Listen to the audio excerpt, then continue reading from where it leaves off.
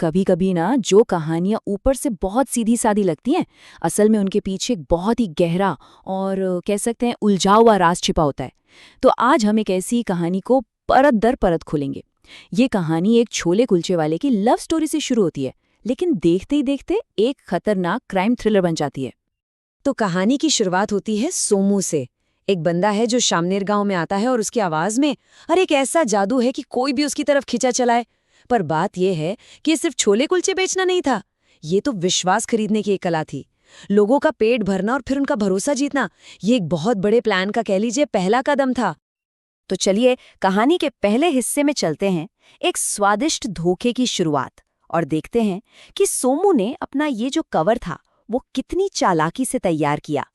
देखिए, सोमू की स्ट्रैटेजी बहुत ही स्मार्ट थी, एकदम साइकोलॉजिकल। सबसे पहले उसने क्या किया, बच्चों को मुफ्त में छोले कुलचे खिलाए, उनका दिल जीत लिया। अब बच्चे खुश तो उनके माँ बाप का भरोसा भी मिल गया, और बस यही भरोसा उसे सीधा उसके असली टारगेट वकील अनिल चौधरी के घर तक ले जाता है। और इस पूरे कवर को कह सकते हैं फौलाद जैसी मजबूती किसने दी? एक लव स्टोरी ने। अनिल चौधरी की बेटी उर्मिला से उसका रिश्ता, वो कोई इत्तेफाक नहीं था, वो तो मिशन का सबसे जरूरी हिस्सा था। सोचिए, इसी रिश्ते की वजह से उसे घर के अंदर की हर जानकारी तक पहुंचने का एक गोल्डन चांस मिल गया। अब आते हैं कहानी के दूसरे हिस्से पर, शक के बीज। क्योंकि देखिए, प्लान कितना भी परफेक्ट क्यों ना हो, कहीं ना कहीं से दरारें तो आ ही जाती हैं। और बस यहीं से सोमू का नकाब धीरे धीरे उतरना शुरू होता है। और शक की पहली वजह क्या थी? एक रहस्यमयी आदमी। सोमू ने अपनी इमेज कैसी बनाई थी? एक खुले दिल वाला, सबसे हंस बोलकर बात करने वाला इंसान। तो फिर ये रोज रोज की सीक्रेट मीटिंग्स, ये उसके किरदार से बिल्कुल मेल नहीं खाती थीं। और बस इसी बात ने उर्मिला के मन में पहला सवाल खड़ा कर दिया। और यही कहानी में एक बहुत ही इंटरेस्टिंग मोड़ आता है। जब उर्मिला उस रहस्यमयी आदमी के बारे में पूछती है, तो सोमू का रिएक्शन देखने लायक है। वो एकदम डिफेंसिव हो जाता है, बातें टालने लगता है। लेकिन जैसे ही उर्मिला के पिता से मिलने की बात आती है, उसका रवैया अचानक से पूरी तरह बदल जाता है। पहले बेचैन, फिर एकदम उत्सुक। यही जो कंट्रास्ट था ना, यही शक की सबसे बड़ी वजह बन गया। तो अब आता है तीसरा हिस्सा, एक खुफिया जांच। अब तक जो सिर्फ शक था, वो धीरे धीरे यकीन में बदल रहा था। और उर्मिला अब सच का पता लगाने के लिए खुद ही जासूस बन जाती है।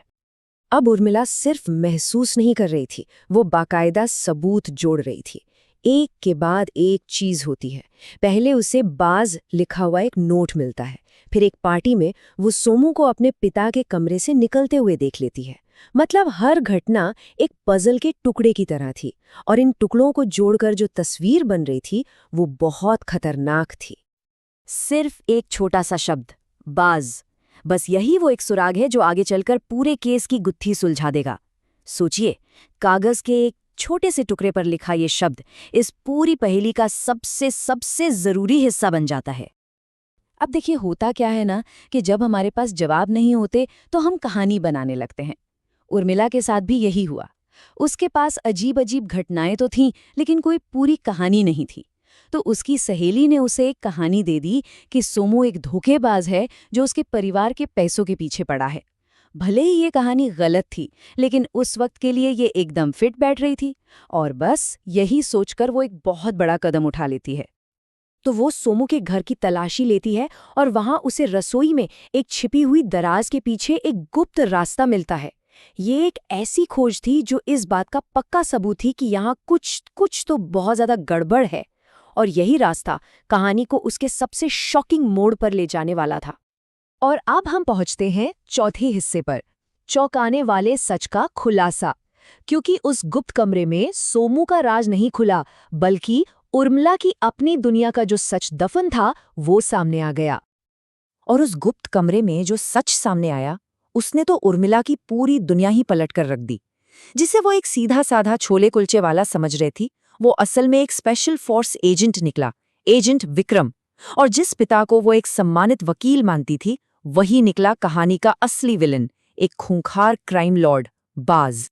सोचिए जरा, उर्मिला का पिता, जिसे पूरी दुनिया अनिल चौधरी के नाम से जानती थी, उसका असली नाम था नीरज खत्री, और कोड नेम बाज। हत्या, ड्रग्स की तस्करी, हथियारों की स्मगलिंग, ऐसे न जाने कितने गंभीर अपराधों में वो शामिल था। और एजेंट विक्रम का मिशन इसी बाज को पकड़ना था। और जब आखिर में टकराव होता है तो एजेंट विक्रम की एक लाइन सब कुछ साफ कर देती है। वो अनिल से कहता है, हमारे मिशन में तुम्हारा पता है क्या नाम था? बाज। बस ये एक लाइन उस पूरे धोखे का पर्दाफाश कर देती है जिसने इतने दिनों से सबको अंधेरे में रखा हुआ था। अब आते हैं कहानी के आखिरी हिस्से पर, इंसाफ और एक टूटा हुआ दिल। हाँ, मिशन तो कामयाब हो गया, लेकिन इस धोखे का अंजाम क्या हुआ? अगर प्रोफेशनली देखें तो ये एक बहुत बड़ी जीत थी। एक खतरनाक क्रिमिनल का खेल खत्म हो गया। लेकिन पर्सनली ये एक तबाही से कम नहीं था, खासकर उर्मिला के लिए। सोचिए, एक सच ने उसके परिवार, उसके प्यार और उसके भरोसे सब कुछ को एक ही झटके में तबाह कर दिया।